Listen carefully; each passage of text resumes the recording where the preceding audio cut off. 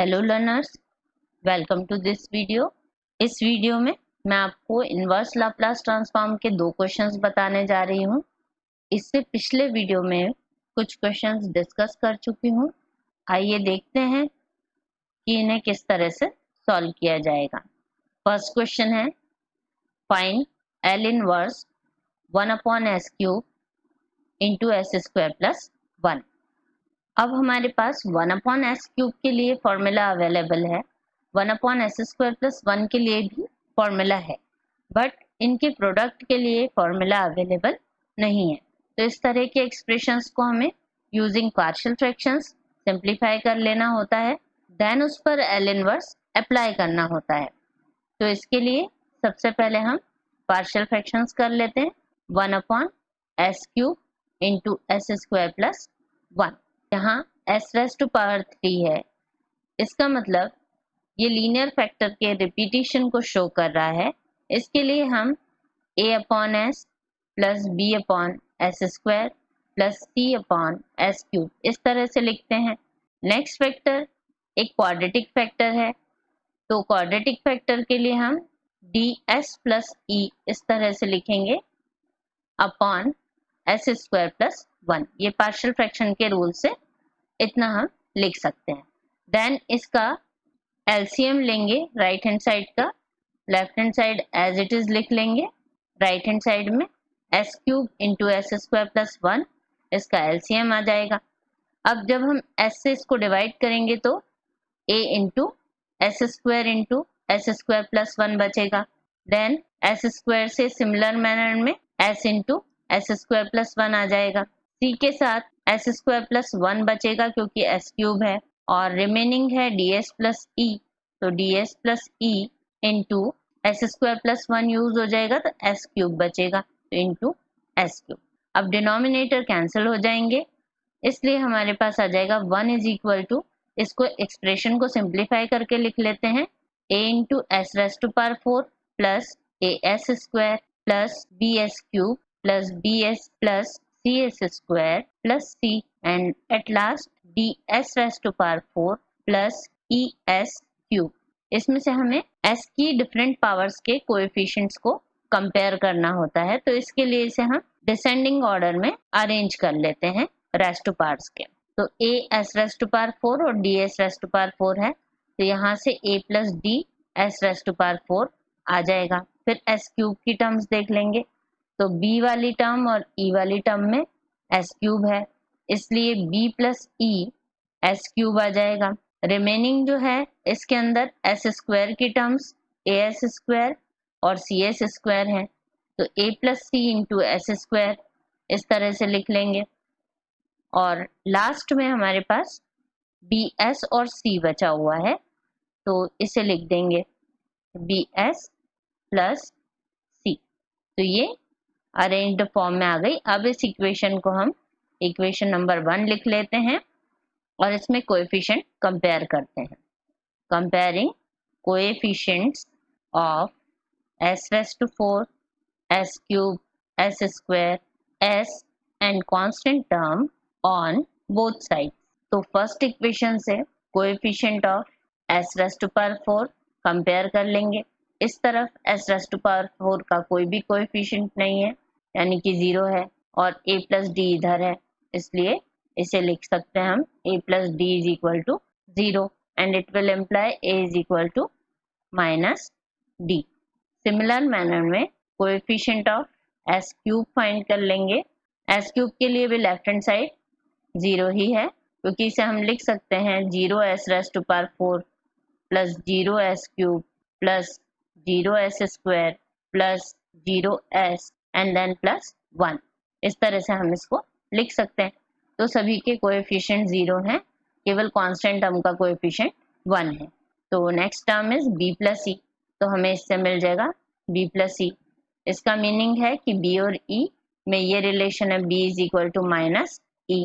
Similar manner में s² का coefficient हम कंपेयर करेंगे तो a plus c is equal to 0 आ जाएगा, तो a plus c is equal to 0, तो a is equal to minus c आ जाएगा।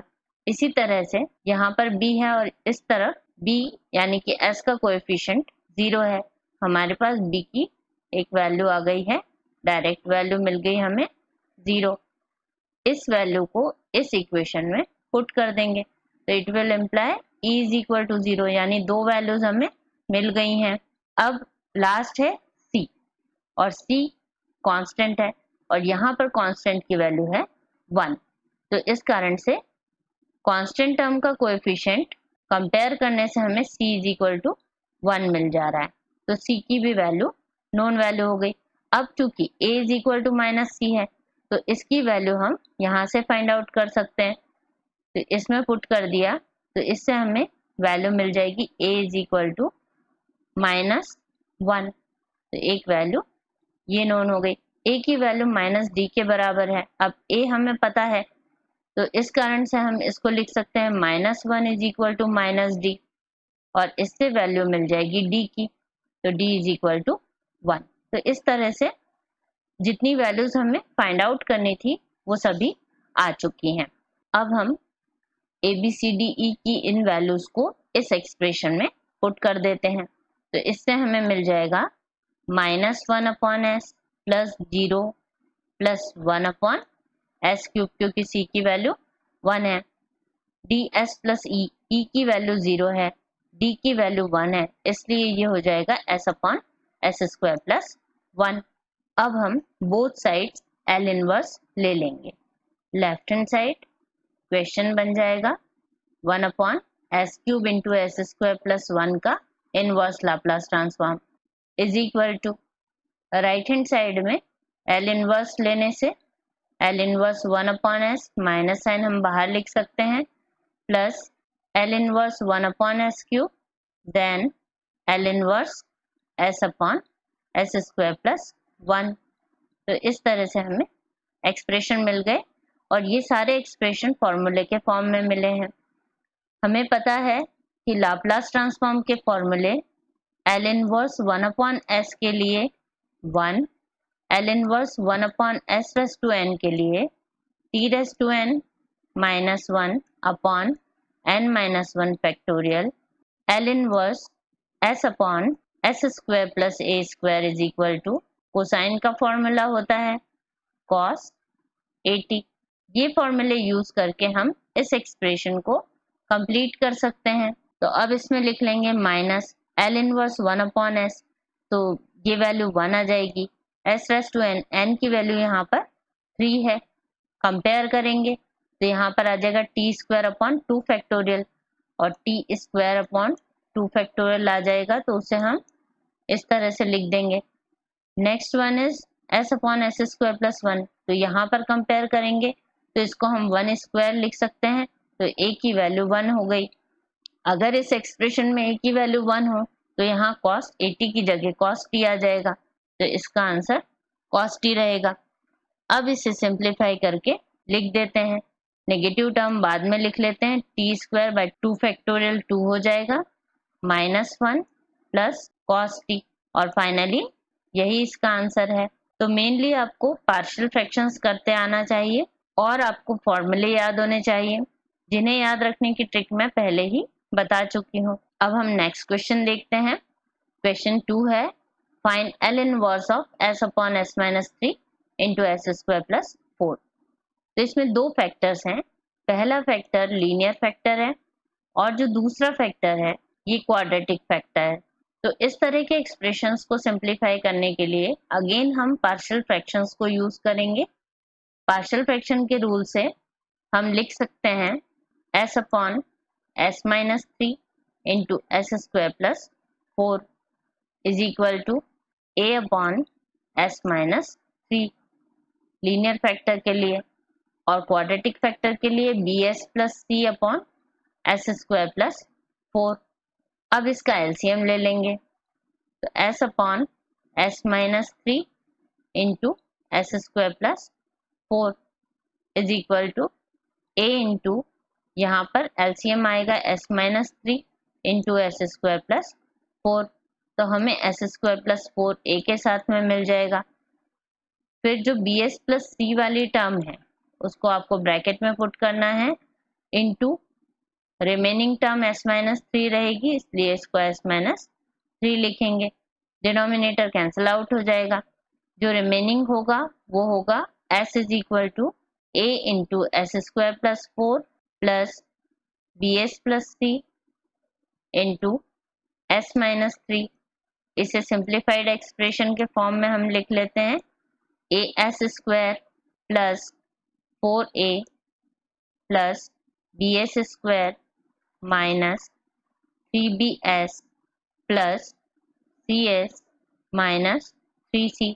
टर्म्स कलेक्ट कर लेंगे तो a plus b into s square, then b s और सी एस में से s कॉमन आ जाएगा, तो यहाँ से आ जाएगा plus c minus 3b into S. तो अब हमारी ये टर्म्स यूज में आ गई हैं। बची हुई टर्म कांस्टेंट टर्म है 4a और 3c, तो इसे लिख सकते हैं हम 4a minus 3c। Now compare the coefficients of s square, s and constant term on both sides. Constant term का कोएफिशिएंट फाइंड करने के लिए हम डायरेक्टली s को 0 पुट करके भी ले सकते हैं, और s को 0 करेंगे तो लेफ्ट हैंड साइड तो 0 आएगा, ये दोनों टर्म 0 हो जाएंगी और 4a minus 3c is equal to 0 मिल जाएगा। ऊपर वाले एक्सप्रेशन से भी हम इसको फाइंड आउट कर सकते हैं। इसके अलावा यहाँ पर एक लीनियर फैक्टर है s माइनस 3, तो उस कारण से भी हम s माइनस 3 की वैल्यू यहाँ पर directly s is equal to 3 put करके एक वैल्यू फाइंड आउट कर सकते हैं, एक वेरिएबल की वैल्यू हमें मिल जाएगी। अदरवाइज कोएफिशिएंट कंपेयर किए जा सकते हैं, तो मैं कोएफिशिएंट कंपेयर कर रही हूँ। एस स्क्वायर का कोएफिशिएंट यानी कि a प्लस बी आएगा हमारे पास, और a प्लस बी इधर लेफ्ट हैंड साइड पर 0 एस स्क्वायर है हमारे पास, प्लस ये 1s है, प्लस कांस्टेंट टर्म 0 है। तो इस तरह से हम इसको कंपेयर कर सकते हैं। तो एस स्क्वायर का कोएफिशिएंट 0। दूसरा c माइनस 3b, ये s का कोएफिशिएंट है, तो c minus 3b is equal to, यहाँ से s का coefficient 1। Last one is 4a minus 3c is equal to 0, क्योंकि कांस्टेंट टर्म है और कांस्टेंट टर्म का कोएफिशिएंट यहाँ पर 0 है। तो अब ये जो रिलेशंस हैं इनसे हम सॉल्व करके रिजल्ट ले सकते हैं। ये इक्वेशन एम्प्लाई करेगी 3c की वैल्यू 4a, तो इस कारण से c is equal to 4/3a, और ये वैल्यू हम इस वाले इक्वेशन में सब्स्टिट्यूट कर देते हैं, पुट इन दिस। अब यहाँ से मिल जाएगा 4/3a minus 3b is equal to 1।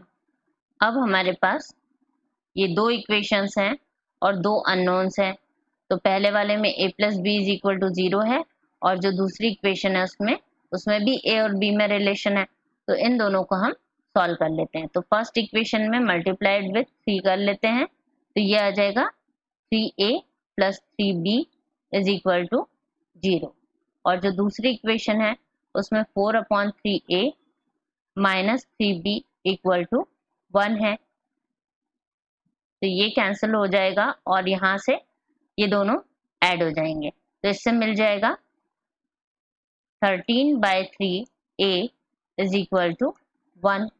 It implies value of a is 3/13. तो इस तरह से a की वैल्यू हमें मिल गई।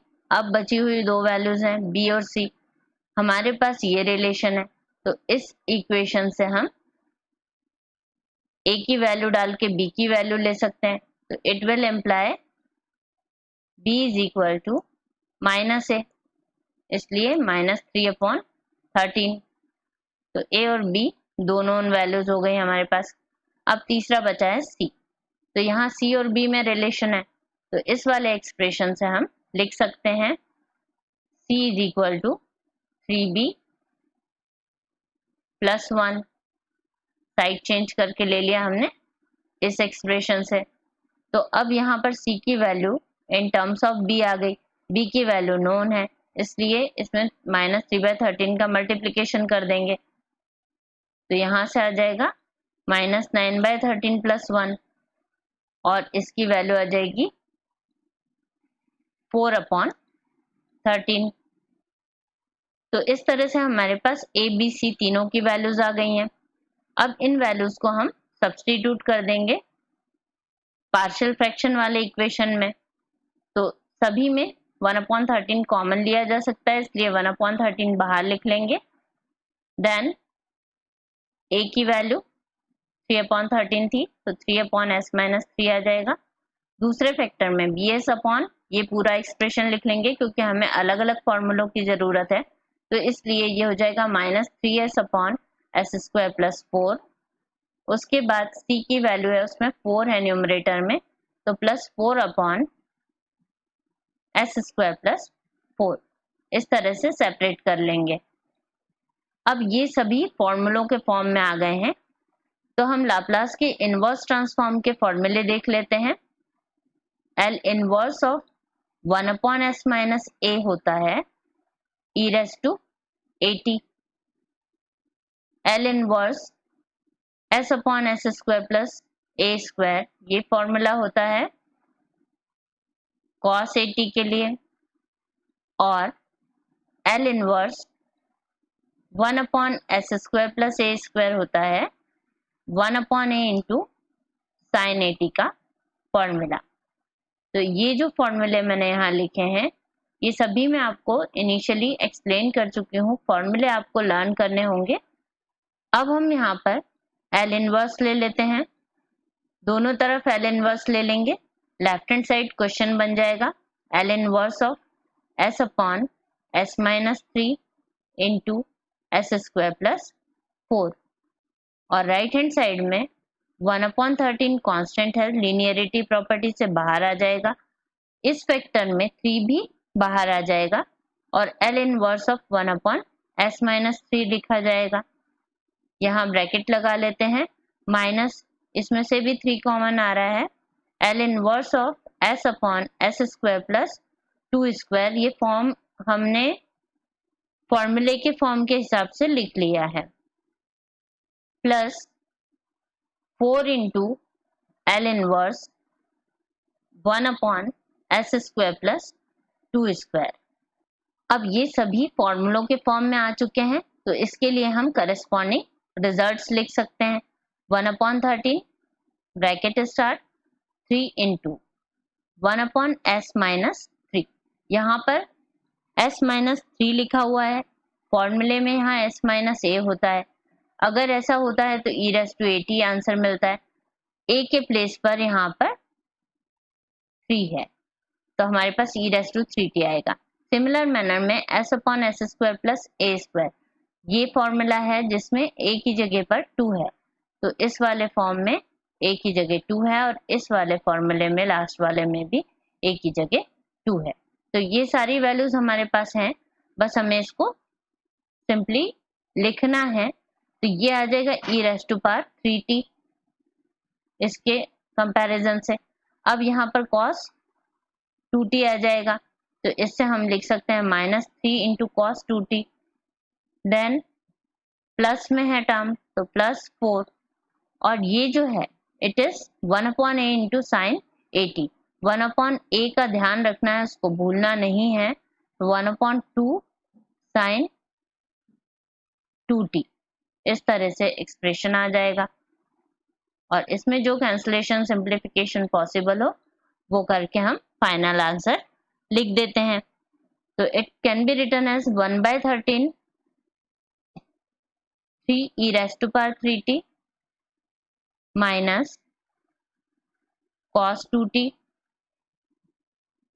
plus 2 sin 2t,